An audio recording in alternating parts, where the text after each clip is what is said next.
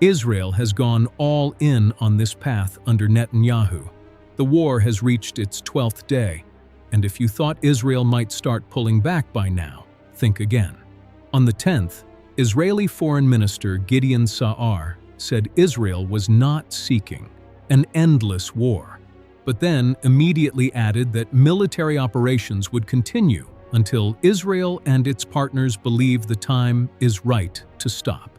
In simple terms, that means Israel decides when it ends. Sa'ar went even further. When asked whether Israel might attempt to assassinate Iran's newly selected supreme leader, Mojtaba Khamenei, he did not hesitate and said such a possibility could not be ruled out. Think about that statement. Iran had just chosen a new leader, and Israel was already openly discussing the possibility of eliminating him. That is no longer just a warning. It is essentially putting a knife at Iran's throat. Netanyahu's office made the message even clearer.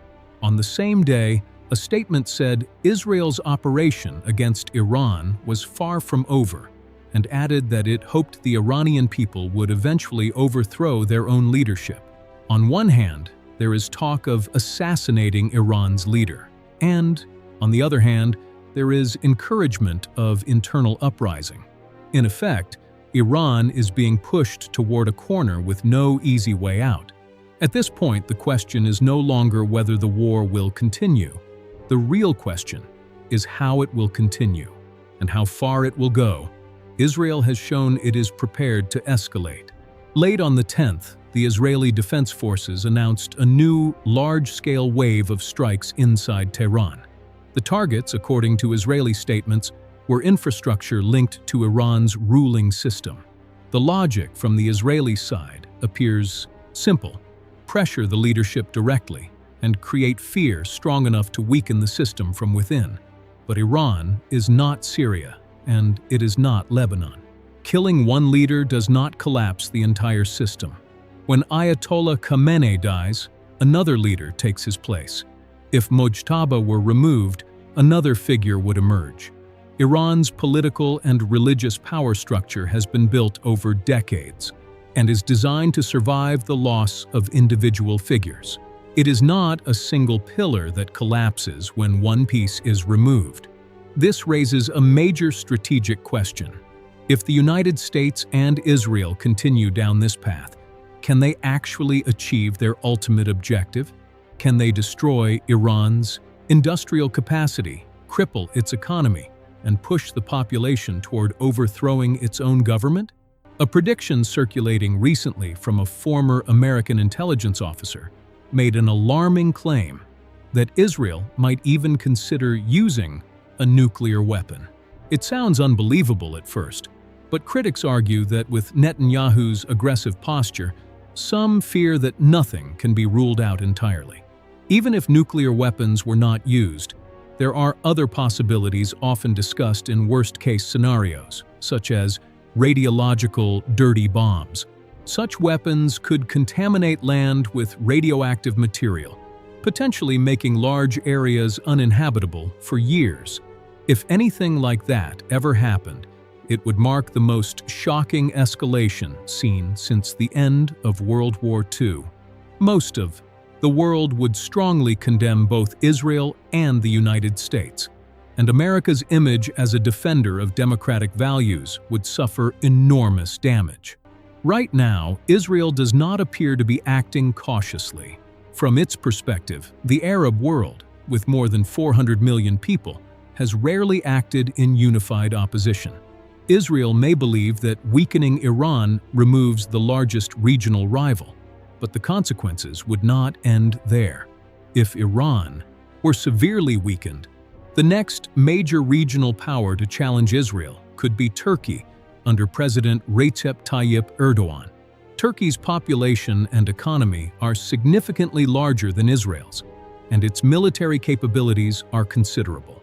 Any confrontation between those two countries would likely be even more intense. On the other hand, if Iran ultimately survives this conflict and the United States is forced to step back, similar to what happened in Afghanistan, the political impact would be enormous.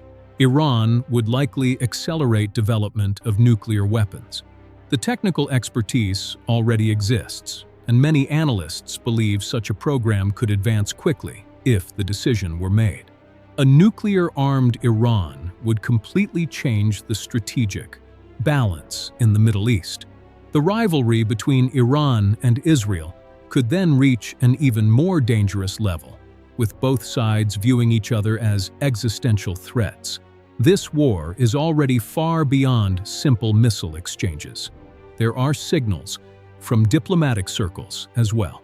Some reports suggest Israeli officials believe a change of leadership in Iran could occur after the military campaign ends, and that the current operations are meant to create the conditions for that outcome. In other words, the strategy is to weaken Iran so severely that internal unrest forces political change. But the question remains, will the Iranian public respond that way? Events in Tehran suggest the opposite may be happening. On March 9th, large crowds gathered in the city, with many expressing support for the new leadership and chanting anti-American and anti-Israeli slogans. Instead of dividing the population, outside attacks may actually be pushing people closer together. Meanwhile, the United States also faces its own concerns. Reports indicate that the Trump administration has urged Israel to avoid attacking Iranian oil infrastructure. The reason is simple. Strikes on energy facilities could drive global oil prices sharply higher, worsening inflation inside the United States and creating political problems during election cycles. From Washington's perspective, attacking Iran's oil sector is considered a last resort option, one that would only be justified if Iran first targeted oil facilities in Gulf countries. This shows that even close allies may have different priorities. Israel's focus appears to be forcing political change in Iran, while the United States is also thinking about economic stability and global energy markets. Some analysts describe the situation bluntly. Experts from institutions like the London School of Economics say this conflict is increasingly becoming a full-scale struggle for survival. Iran believes its national security is under direct threat and may be willing to endure enormous costs to resist. What happens next is impossible to predict with certainty. But one thing is clear. When a country's foreign minister publicly says assassinating the opposing leader is a possibility, the conflict is no longer a short-term crisis. It becomes a long conflict driven by deep hostility, one that could shape the region for generations.